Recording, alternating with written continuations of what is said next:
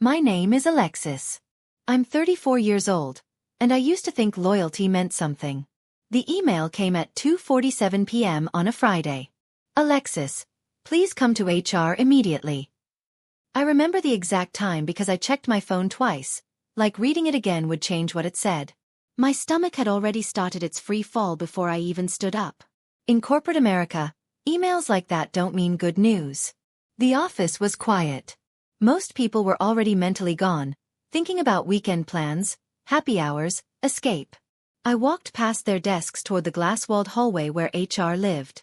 My legs felt heavy, like they knew something my brain hadn't accepted yet. Marcus was waiting in the small office. Marcus, who had always smiled at me in the break room, who had sent me birthday wishes every year for 8 years. He was sitting behind the desk now, and the smile was gone. His expression had that practiced look of someone delivering news they'd been trained to deliver without emotion. "Alexis, please sit down," he said. I sat. The chair was uncomfortable. Everything about that moment felt deliberately uncomfortable. "The company is undergoing a restructuring," he started. His voice was gentle, which somehow made it worse. "We're streamlining operations, consolidating teams, optimizing our resource allocation." I heard the words. I knew what they meant. I'd worked in this industry long enough to recognize corporate speak when it was being used as a weapon.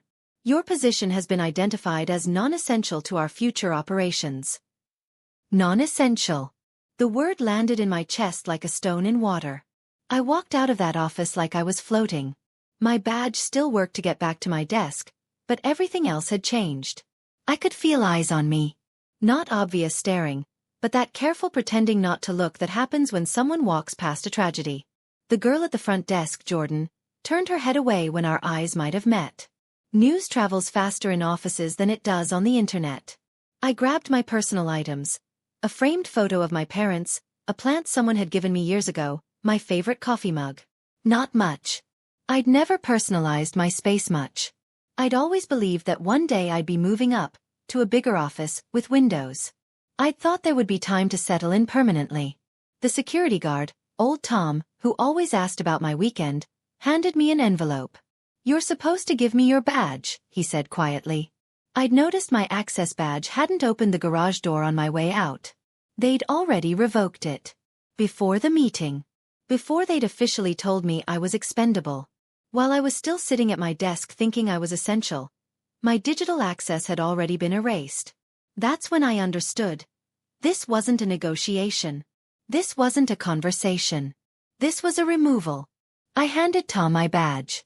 He looked sad, which somehow made it worse than if he'd looked indifferent. In my car, I sat for 10 minutes without starting the engine. My hands were shaking. My mind was doing that thing where it replays the moment over and over, looking for something different, something that would change the ending. But the ending was already written. I'd been at OptIMac Solutions for 11 years. I'd started as a junior operations analyst, fresh out of college, making barely enough to pay rent in a city where rent wasn't cheap. I was grateful for the job. I was grateful for the opportunity. Gratitude was practically my personality back then. My boss was Vincent. He was smart, driven, and he noticed that I was good at one specific thing: fixing problems that no one else wanted to fix. The company's processes were a disaster. Workflows overlapped. Documentation was scattered across 100 different systems. Data got lost. Deadlines got missed. But fixing it was tedious work. Unglamorous. The kind of work that didn't get you invited to strategy meetings. So I volunteered. I spent my first 3 years building systems. Not exciting systems. Not innovative systems. Just functional ones. I created standardized processes for how information moved through the company. I documented procedures that had only existed in people's heads. I built spreadsheets that tracked our compliance requirements. Nobody celebrated it. But slowly, things got better. When the company lost a major contract because of compliance failures, I stayed late fixing the broken systems that had caused the problem. The company didn't thank me, but the crisis was averted. When a new regulatory requirement came down, I was the person who understood what we needed to do. Other departments panicked. I didn't. I had documentation. I had processes. I was becoming the person everyone relied on without anyone actually acknowledging it. Vincent noticed. He promoted me to Senior Operations Manager. The pay bump was modest, but the title felt good. It meant someone saw my value. It meant my sacrifice was being acknowledged.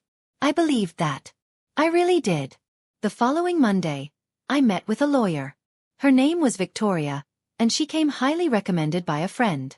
Her office was on the 15th floor of a downtown building, and everything about it screamed competence. The furniture was expensive. The diplomas on the wall were from schools I recognized. She had that calm confidence of someone who'd spent their career fighting battles that had taught her how they actually worked. "Walk me through exactly what happened," she said. I told her about the email. The meeting.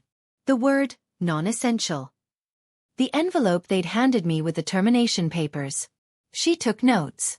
She didn't interrupt. When I finished, she looked at me carefully. "Do you still have copies of the termination documentation?" she asked. "At home. They let me take it." "Good. I'll need you to send me everything. The paperwork, the email, any emails from your time at the company that relate to your work, accomplishments, performance reviews. Anything. Do you think I have a case?" I asked. "I think," she said carefully, "that companies don't usually terminate people on a Friday without a very specific reason. And if that reason wasn't documented properly, or if the procedure wasn't followed correctly, then yes. You might have a case." She paused. "But I need you to understand something. This isn't about winning. This is about leverage. Companies know the law. They know what they're supposed to do. When they skip steps, it's usually because they made a mistake, or because they were careless. And careless is expensive." I felt something shift in my chest. Not hope exactly, but something like its cousin. That night, I couldn't sleep. I kept replaying the meeting with Vincent. It was 6 months before the termination. He'd called me into his office. Not the glass-walled meeting room, but his personal office with the door that closed. "Alexis," he'd said, "I want to talk to you about your future here." My heart had soared. Future. It sounded like possibility. "The company is planning some changes," he continued. "Nothing definite yet, but I wanted to give you a heads up. There might be an opportunity for you to move into a director-level position. Regional Operations Oversight." I'd sat there stunned. Director level. That was the kind of promotion that changed your financial trajectory, your retirement timeline, your entire life calculation. "This is preliminary," he'd said. "But I want you to know that you're being considered. Your work here has been noticed." I've noticed it. I'd left that meeting floating. I told my parents. I told my friends. I updated my resume and started watching videos about management coaching. I was visualizing my future. I was already living in the version of my life where I was valued, promoted, set up for security. That was 6 months ago. In the last 6 months, everything had changed. Vincent had been moved to a different department. Suddenly I was reporting to someone named Alex Harrison, who I'd never met before. And then just like that I was non-essential. I lay in bed that night, understanding something that should have been obvious all along. They'd never planned to promote me. The director position had never existed. It had just been what they'd said to keep me motivated, working late, sacrificing my weekends. The promise wasn't a promise. It was a mechanism. And I'd been so grateful to believe it that I'd never questioned it. Saturday morning, I opened my work email on my personal laptop. Technically, I shouldn't have had access. They'd revoked my badge, my card key, everything. But my email had worked perfectly fine. I checked it out of habit, not expecting anything. Just doing that thing where you check your email even though nothing important could possibly be there. But something was there. An internal memo, sent to the executive leadership, about the restructuring.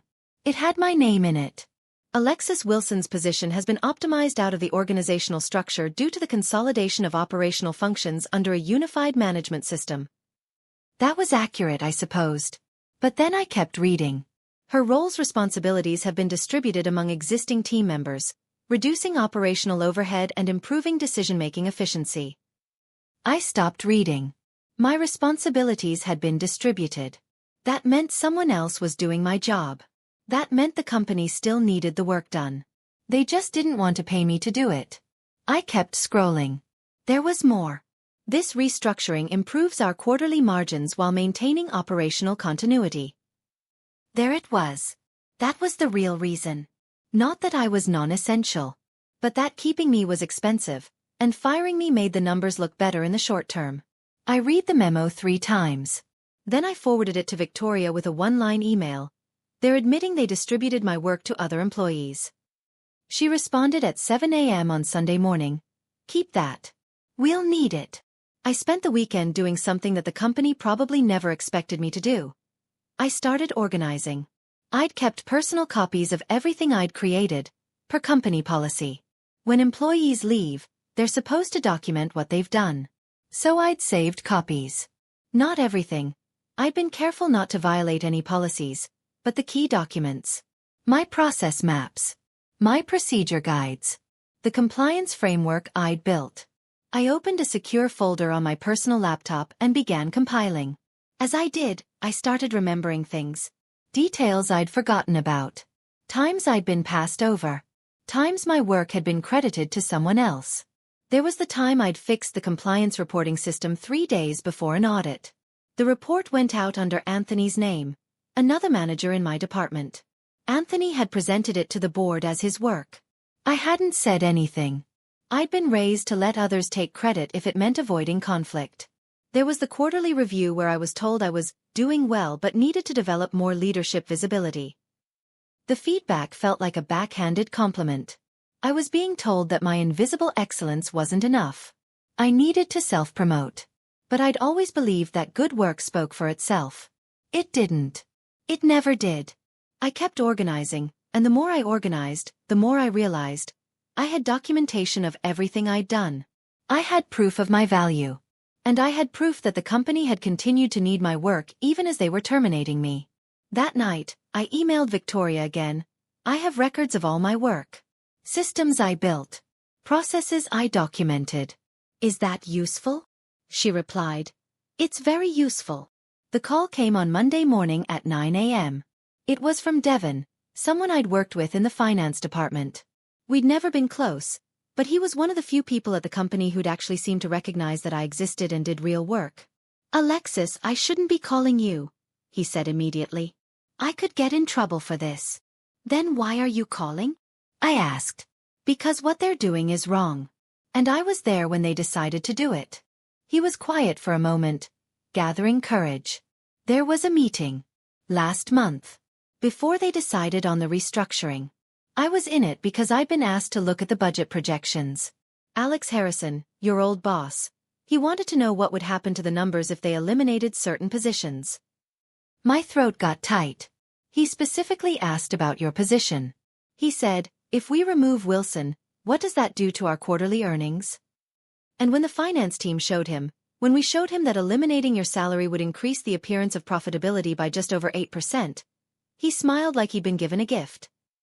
Devon, why are you telling me this? I asked, though I already knew. Because yesterday, I was asked to sign off on the restructuring memo. And I did. I'm ashamed.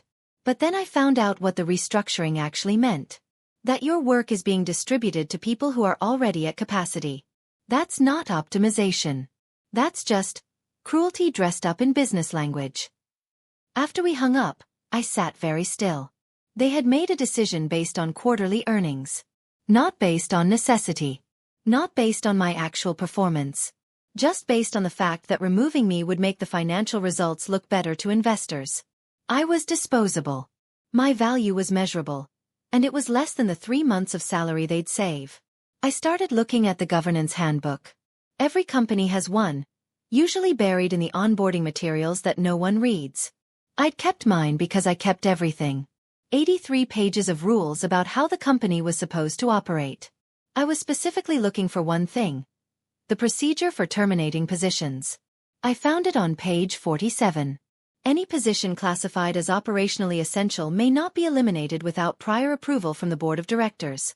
Operationally essential positions are defined as roles whose elimination would impair the company's ability to maintain current operations or meet compliance requirements. My position had been classified as operationally essential in the 2022 handbook. That was 2 years ago, and as far as I knew, the classification had never changed. I sent the page to Victoria. Is this important? I wrote. She called me back within an hour. This is very important. Do you have anything that shows your position was classified as operationally essential? The handbook from 2022. It's the official document. Every employee gets it. Send it to me. And Alexis? Start making a detailed timeline. Everything. When you were hired. When you were promoted. When your responsibilities changed. Every significant event. Every email that documents your work. Every moment they relied on you. I spent the rest of the week creating that timeline. As I did, a picture emerged. A picture of a company that had built itself on my work, that had relied on me for over a decade, that had made promises they never intended to keep, and then decided to discard me the moment my value didn't show up on a spreadsheet in the way they wanted it to. The panic started on Friday. I got a call from Tom, the security guard. We'd become friendly over the years, and he sounded nervous. Alexis, I shouldn't be telling you this, but they've called an emergency all-hands meeting for Monday. Executive level. Something about the restructuring announcement. People are asking questions. What kind of questions? I asked. About where people went. About whether the restructuring actually saved money or if it's just cost the company somewhere else. And about compliance. Someone apparently asked whether the restructuring followed proper procedures. After we hung up, I realized what was happening. The plan was unraveling. The neat narrative, we optimized, we're better now, was starting to crack under the weight of reality. I called Victoria. I think they're losing control of the narrative, I told her. People are starting to ask questions. Then we're going to help them ask more, Victoria said. I'm drafting a letter now. It's going to be a formal notice that we have legal concerns about the termination process. We're going to send it to HR, and we're going to be very specific about the violations. What violations? I asked, though I was starting to understand. They fired you without board approval, despite your role being classified as operationally essential. They distributed your work to existing employees without documented procedure. They based the decision on financial optimization rather than legitimate business need. And here's the thing, they did all of this while you have detailed documentation of what you've done. The letter arrived at HR on Monday morning. 12 pages. Formal. Precise. Every violation laid out with dates and documentation attached. I'd asked Victoria not to tell me what was in it before she sent it.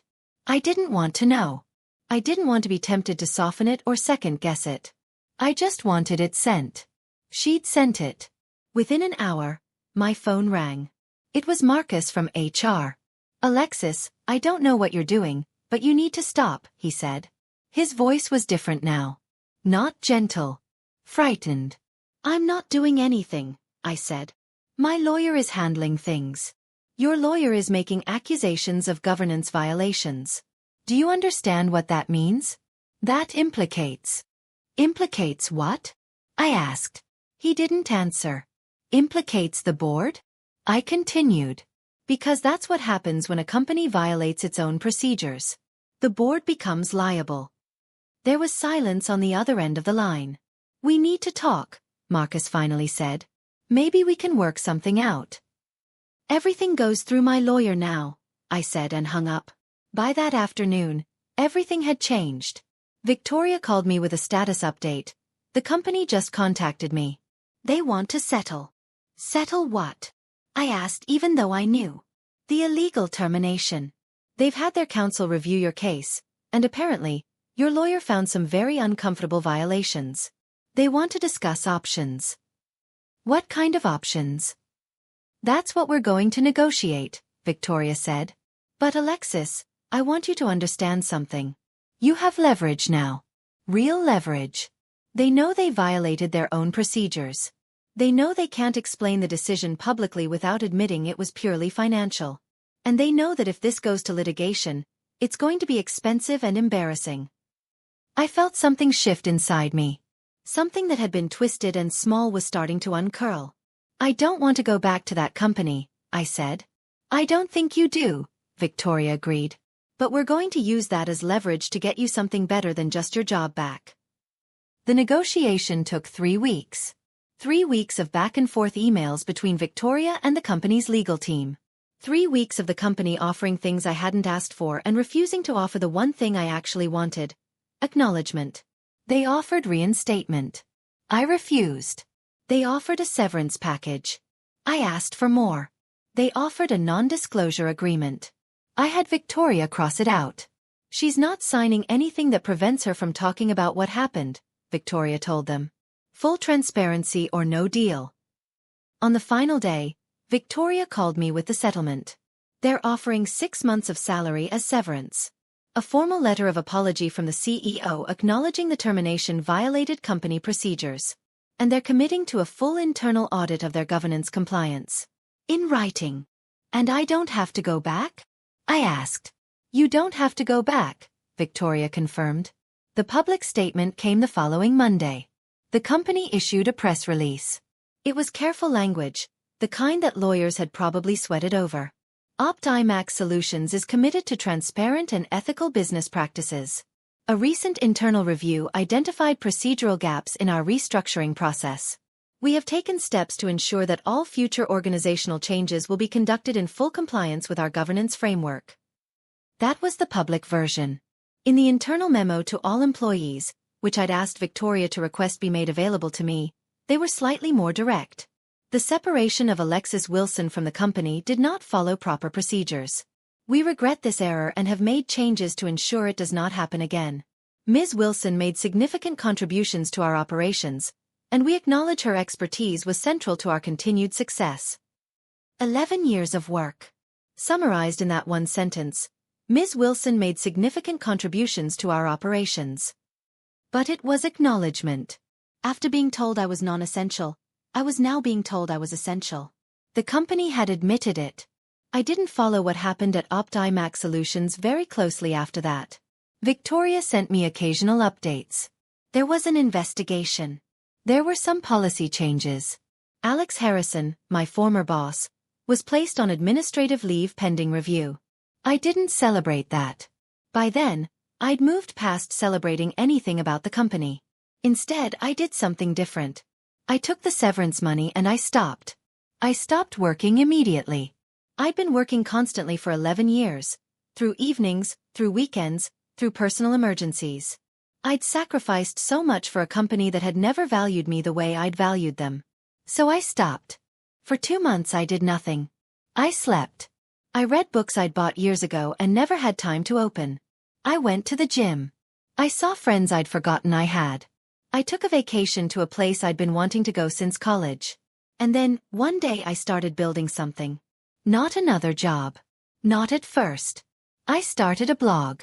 Just something simple, a place to document the systems I'd created at OptIMac Solutions. Nothing proprietary or confidential. Just the general principles. How to build process documentation. How to create compliance frameworks. How to make a company actually function. I called it The Systems. And I started writing posts about the work I loved. The work that had been invisible for so long. The response was immediate. Comments from other operations professionals who'd had the same experience. People who'd built systems and never been credited. People who'd worked in the shadows and been told they weren't leadership material. People who'd been fired and told they weren't essential, even though the company had relied on them completely. Hundreds of comments. Then thousands. People started asking if I did consulting. If I helped other companies fix their operations. If I could help them organize the chaos in their own organizations. So I did something radical. I started my own consulting firm. Just me at first. Working from my spare bedroom. Taking on small clients who needed help getting organized. A non-profit that couldn't track their programs. A mid-size company whose processes were falling apart. A startup that wanted to build systems from the beginning instead of trying to fix them later. I charged what I was worth.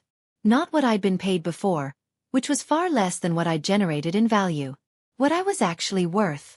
What people were willing to pay when I wasn't part of a company's payroll, when my work directly determined whether their operations survived.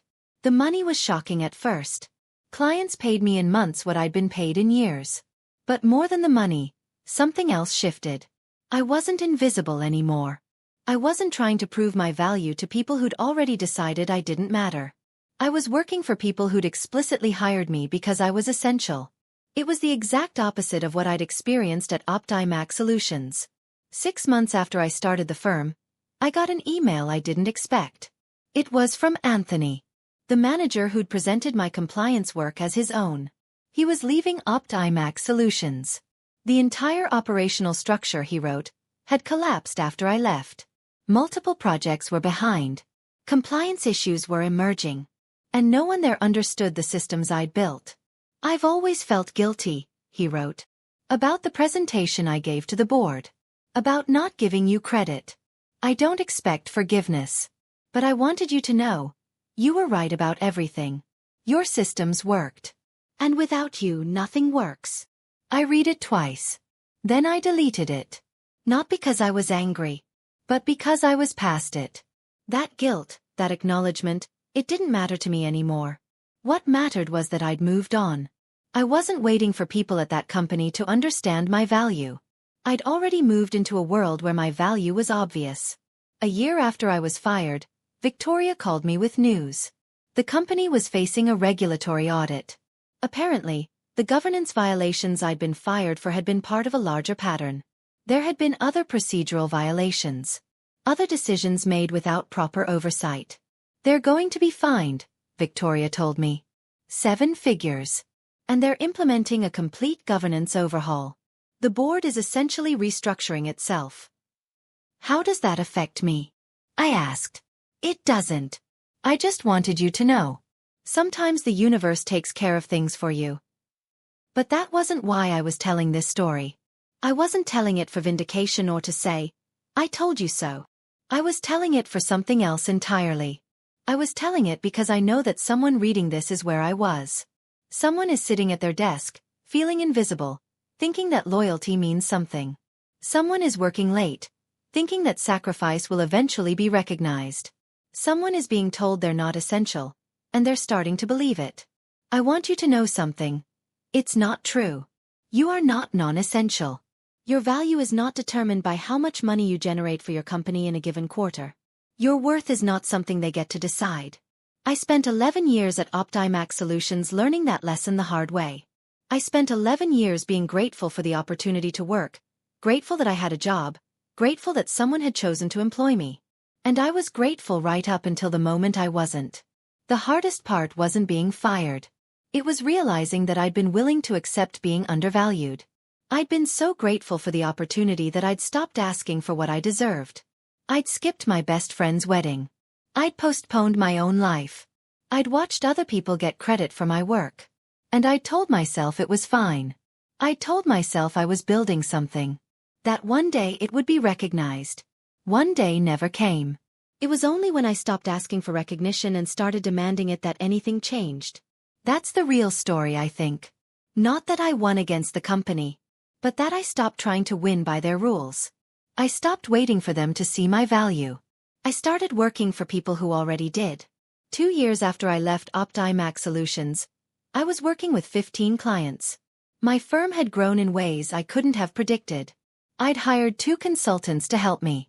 We were getting referred to companies across the country. And I'd just turned down a job offer from a Fortune 500 company. They wanted me to rebuild their entire operational infrastructure.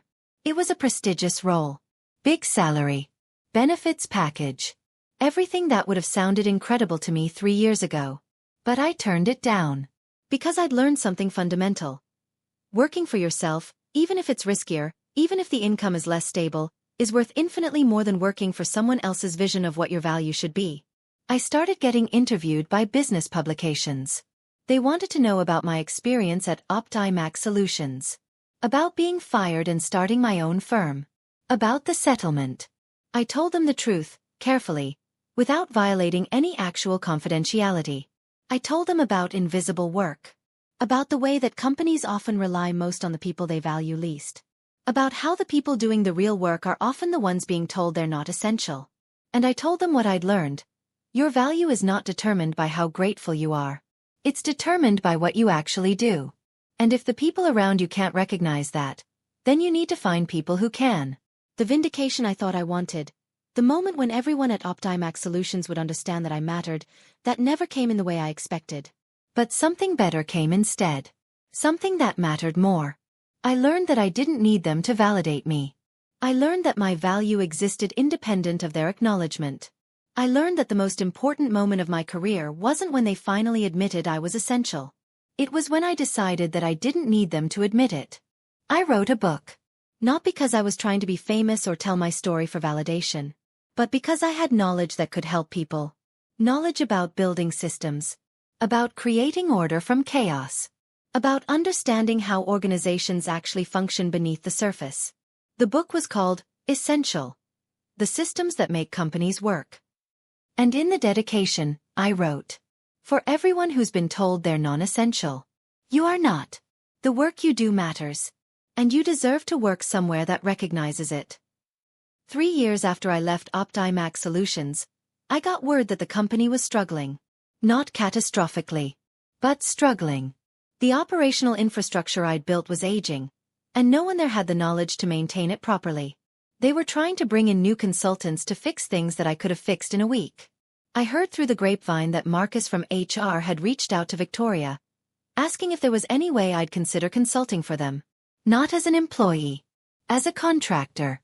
They would pay well. They would respect my time. Victoria asked if I wanted to do it. I thought about it for exactly 5 seconds. No, I said. I'm not interested. And I meant it. Not out of spite. But out of clarity. Those years at OptiMax Solutions had taught me something important. I didn't need the company that had undervalued me to validate my decision to leave.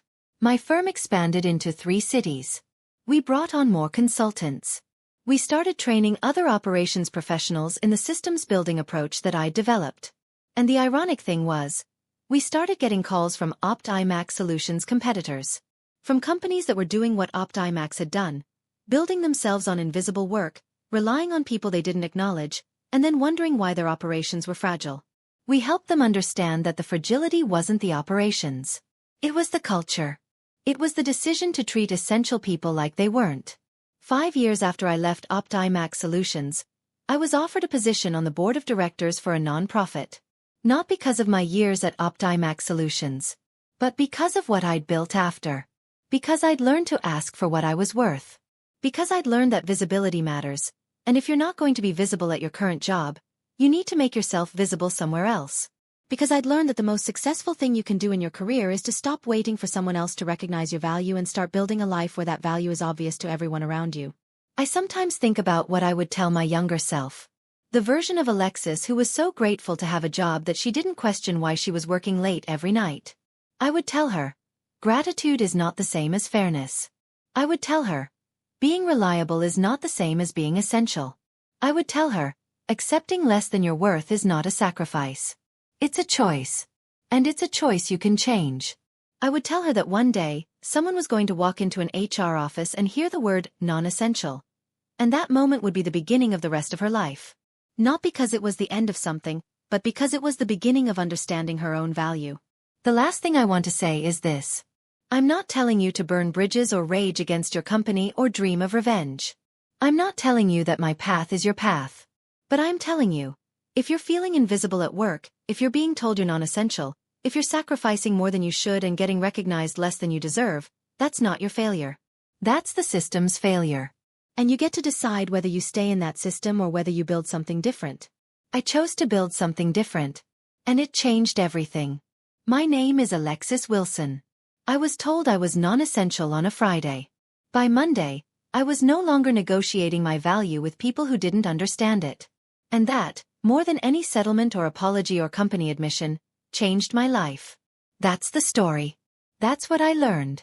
And if you're reading this and you see yourself in it, if you're the one doing invisible work, carrying weight, waiting for recognition, this is my message to you. Stop waiting. Your value exists. You just need to find people who can see it.